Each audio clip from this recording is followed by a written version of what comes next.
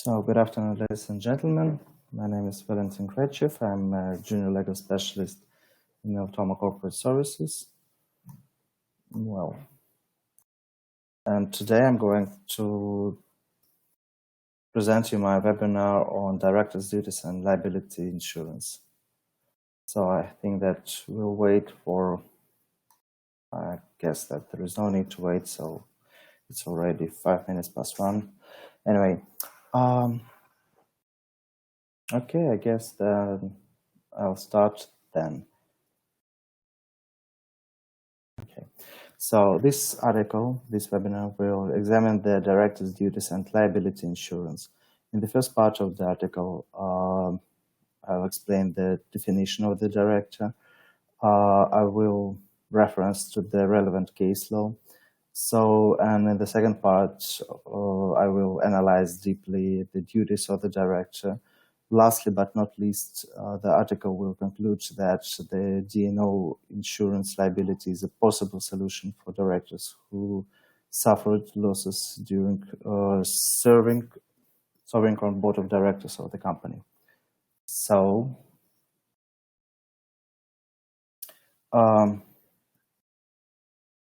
I would like to tell some words about who can be a director. So according to Section 2 of the Companies Act, Chapter 113, director is any person who occupies the position of director by whatever name called.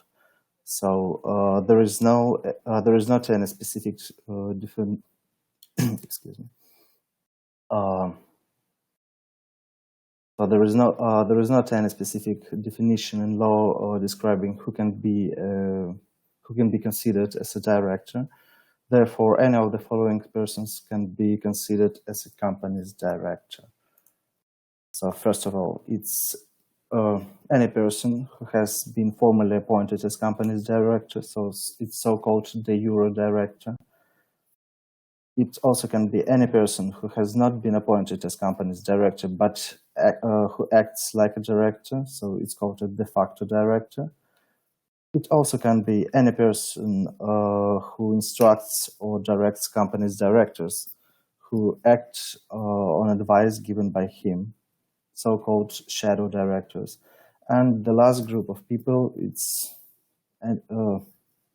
directors, I guess. It's any person who has been nominated by a shareholder. It's so-called nominee director. According to the English case, case Hydrodam Ltd, Corby Ltd, that took place in 1994. Shadow directors means a person in accordance with whose directions or instructions the directors of the company are accustomed to act. So to establish that a person is a shadow director of a company, it's necessary to allege and prove, first of all, who are the directors of the company, whether de facto or de jure. Then that the defendant directed those directors how to act in relation to the company. Then that those directors acted in accordance with such directions. And finally, that they were accustomed to act. Referring to the de facto director in the same case, sorry, I missed the slide. Referring to the de facto director in the same case, it was held that to establish that a person was a de facto director, it's necessary to plead and prove that they undertook functions in relation of the company which could properly be discharged only by a director. So then we're going to the next case. According to the English case Smithton Ltd versus Neger and others,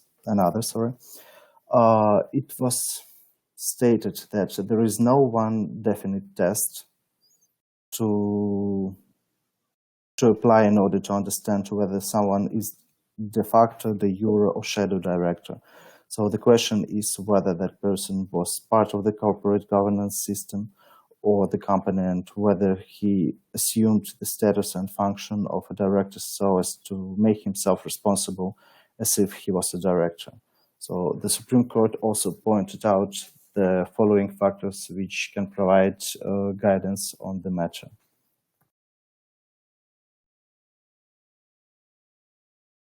The factors. So the factors are following. The concepts of shadow and de facto director are different, but there is some overlap. In determining whether a person is a de facto director, the question is whether he has assumed responsibility to act as a director. The questions must be determined objectively. It doesn't matter whether the individual, though was acting as a director. Whether the company considered the individual to be a director and held him out as such, and whether third parties considered that he was a director, and however relevant, then the court must look at the acts of their context and determine their cumulative effect. Excuse me. So the fact that a person is consulted about directorial decisions or asked for approval doesn't in general make him a director, because he's not making the decision. So lastly, in the same case, it was held that those who assume to act as directors and who thereby exercise the powers and discharge the functions of director, whether valid, appropriate or not, appointed or not, sorry, they must accept the responsibilities which are attached to the office or to their company. Therefore, even if the person is a de jure, I'm sorry, I made a small mistake. Therefore, even if a person is a de jure, de facto, shadow, or even a nominee director, he still has all the director's duties and liabilities imposed by the statute and or the common law. So I would like to continue by explaining the director's duties. The duties that a director owes to his company fall within three main categories. First of all, it's statutory duties, fiduciary duties, duties to exercise skills and care.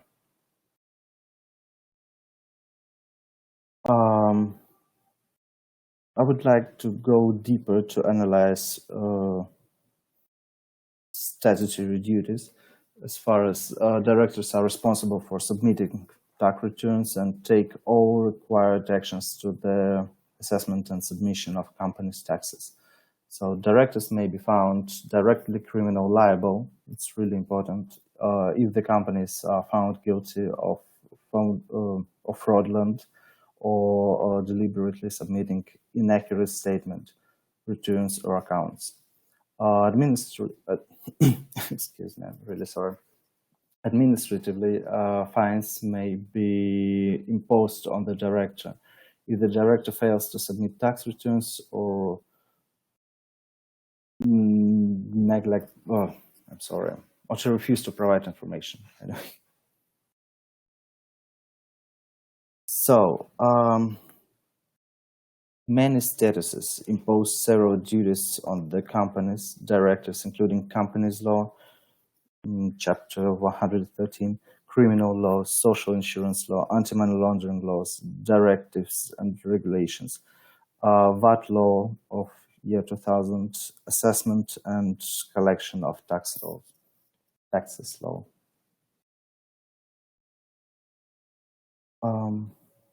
So basically, all main duties of the directors are imposed by the Companies Act, Chapter 113, and they include the following.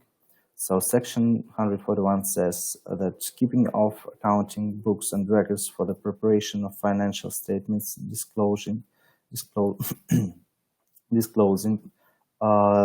assets and liabilities of the company, sales and purchases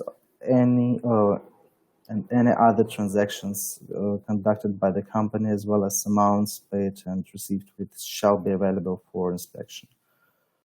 The next section says that preparation on financial statements of consolidated financial statements, if it's applicable, which shall be presented within 18 months from the incorporation of the company, and thereafter every calendar year, is also a responsibility of the director. So if it would not be filed, director will be the one who is responsible for this. So section 151 says that the director is responsible for preparation and submission of the Register of Cyprus Companies of the Directors' Reports, annual returns, along with the approved and signed financial statements of the preceding year, which shall present the status of the company in terms of shareholding, share capital, directorship, etc. for each year. Sorry. This is a very important duty because if the company does not submit its financial statements with the register of the companies, then penalties will be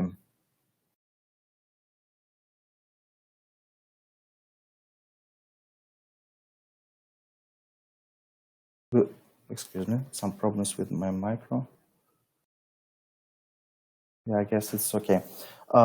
So then penalties will be incurred, and also the registrar is entitled to proceed with the forced strike-off of the company due to not submission of the financial statements. Forced strike-off of the company means dissolution of the company.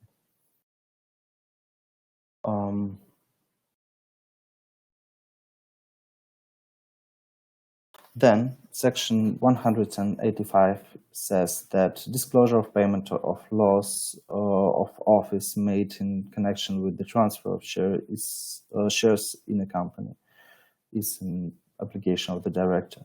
Obligation to disclose the direct or indirect interest in contracts with the company at the meeting of the board of directors. Maintenance of a register of directors and secretary at the registered office of the company. So all these are the main obligations of any director, any 4 types I've mentioned before. If, of course, there are lots and lots of others, but these are guaranteed by the Companies Act, and absolutely any director is responsible for these things. Breach of the above director's duties constitutes a criminal offense with penalties ranging from a default fine up to 5 years imprisonment for serious breaches such as false or misleading statement in any return, report, certificate, balance sheet, or any other document. In addition to the directors, the directors are liable to personally compensate the company in respect of any loss, damage, or expenses resulted by the breach of the duties. So,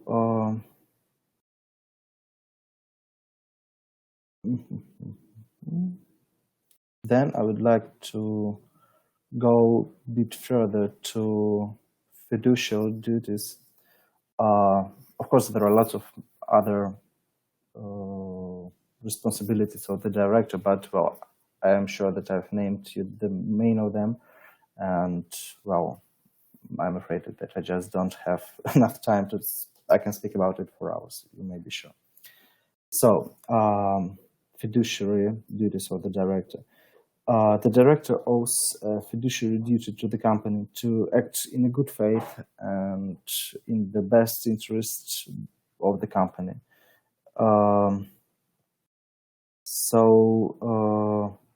The main principles of the fiduciary duty are the following. So there are actually 6 of them. First, and the main important is loyalty. So a director must act in good faith in what honestly and reasonably considers to be the best interest of the company, not of the shareholders' best interest, not in the shareholders' best interest, not in third parties' interest, and of course not in his own interest, only in the company's interests. Any decision, any action must be taken. Then, compliance. A director must always act in accordance with the company's articles of association and must exercise the powers only for the purposes provided by the M&A and allowed by law.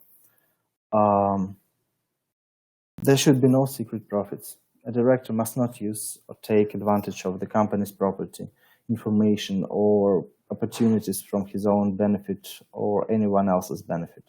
He is only permitted to do so if the company's articles of association contain a relevant provision, or if he discloses to the board of directors in a general meeting his interest for such opportunity, and company consents to take advantage of it. So then it's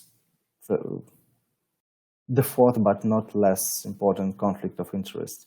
In case there is a direct or indirect conflict between directors' interests or duties and the company's interests. So in this case, the director must account to the company for any benefit he received.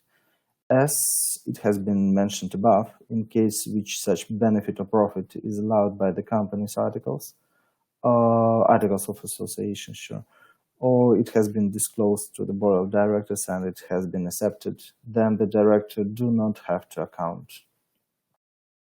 Fairness. Sure, a director also has a duty to act fairly between the members of the company. I think it's not really surprising. Creditors.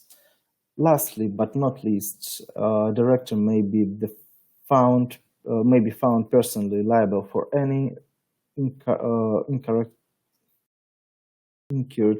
credit to third party, if he has already known or if he ought to know that the company has no reasonable prospect of paying.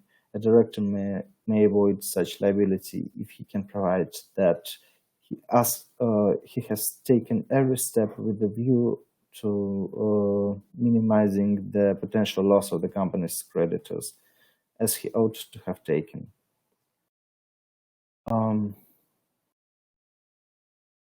So far, I would like to analyze the duty that the director owes to the company to carry out his functions with due care, skill, and diligence. So a company director is obliged to exercise his powers and carry out his functions with reasonable skill and care. Sorry. According to the English case, so-called City Equitable Fire Insurance Company Ltd, a director must exercise the skill and care that may be expected of a person with his knowledge and experience. The court imposed both an objective and subjective test. An objective test by stating that directors must exercise the skills that they possess, and the subjective test by stating that director must exercise such care diligence, which an ordinary man might be expected to take in their circumstances. So, in another English case, Diligence of London Limited, the court defines that the reasonably diligent person is someone who has both the general knowledge, skill, and experience that may reasonably be expected of persons carrying out the same functions as carried out by that director in relation to the company. and on the other hand, the general knowledge, skill, and experience that that the director has.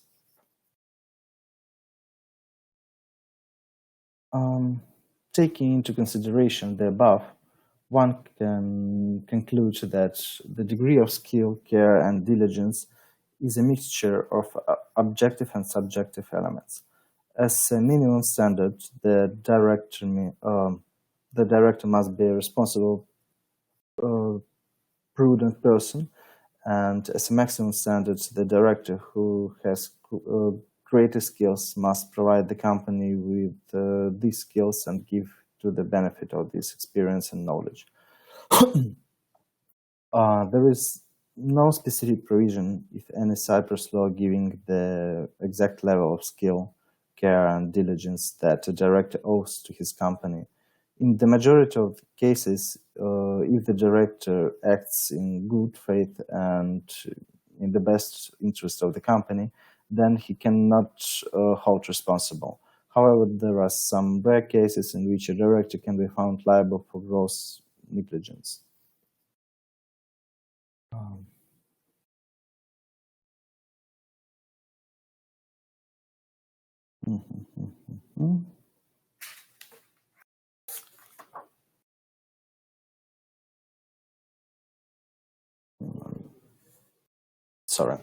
Sorry for this pause. I'm not actually going to speak about directors and officers right now, so let's come back to the previous slide, and I'm really sorry for this. So, the liability of a director has been analyzed in a previous article. Many laws impose specific liabilities on the directors, including companies law, criminal laws, social insurance law, anti-money laundering, all the laws I've already mentioned above. Briefly, a company director can be found civil and criminal liable for offenses or breaches of his company.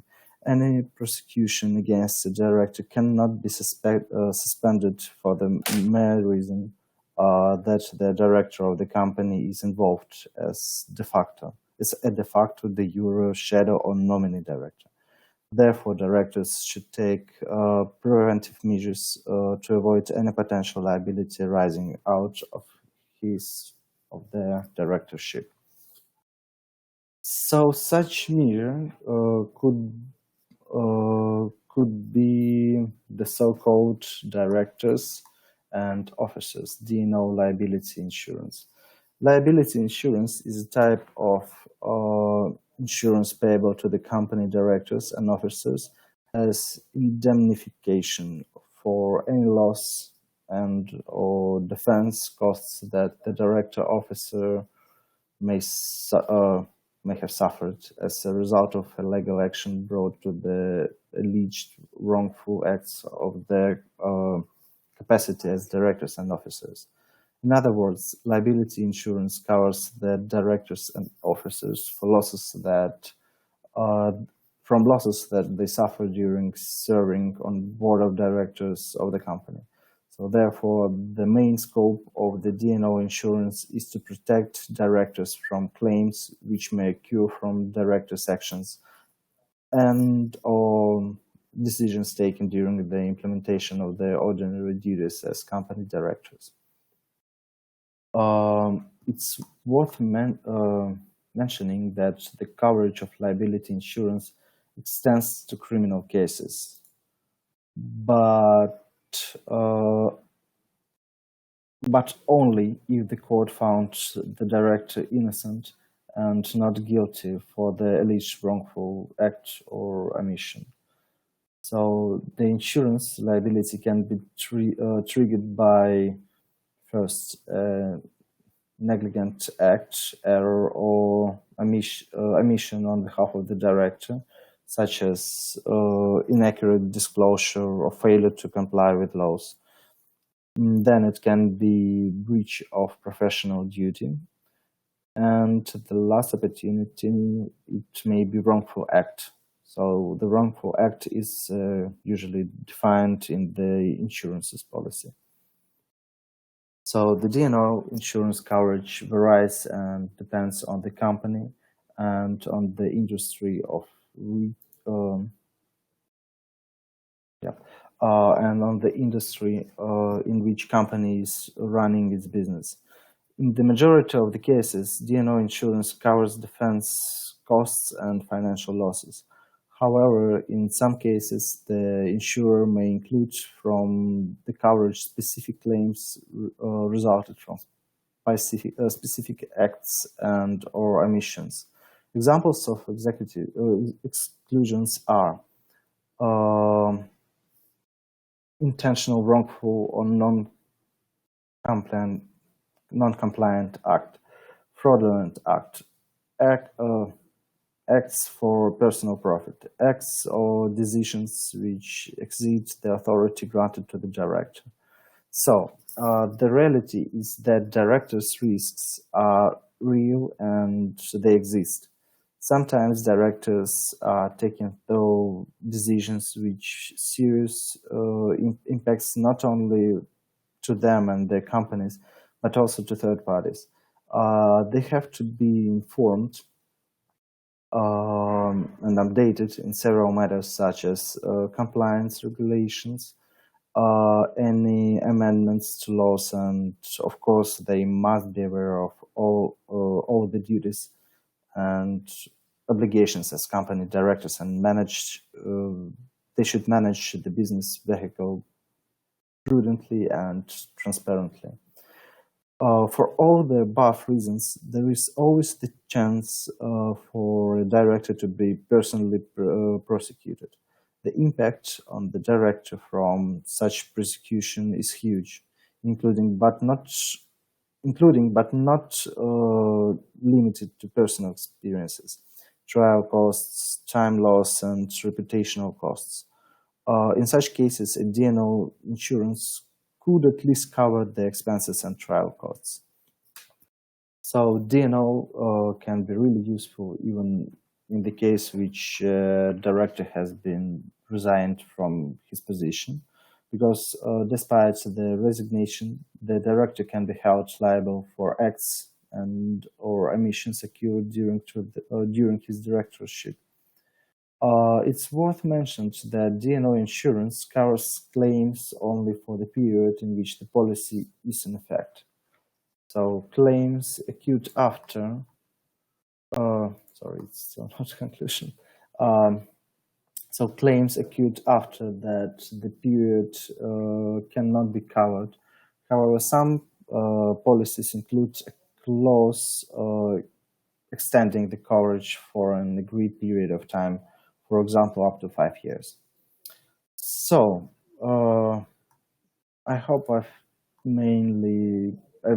given you the main information about this. To conclude, taking into account the complexity of the markets and transactions as well as the high regulatory security regarding fraudulent management and full disclosure on behalf of the directors, each company has potential D&O exposure. For that reason, directors will be safer if the company will serve offers a D&O cover or if they enter into a C&O or insurance agreement by themselves. With the D&O insurance, directors will be benefited, especially if they choose the suitable insurer. Disclosure to them all the required information in order to the insurer to be able to protect them to the maximum and draft the insurance properly. And lastly, but not least, if they monitor and be aware of the company's activities and transactions. So I would also like to tell you about corporate services provided by Eltoma Corporate Services. Our services include, but not limited to, company incorporation and maintenance, banking and finance, bookkeeping and accounting services, tax planning, IT and web services, software for business, web and marketing services, legal services, immigration services, licenses and permits. Eltoma is hiring. The Eltoma Group expands to deliver custom recruitment services to support employers within the cyprus market to select the best person in the correct position. Also, I would like to advert our possibilities to invest in Cyprus real estate. So, ladies and gentlemen, please contact us on the following phone numbers and address.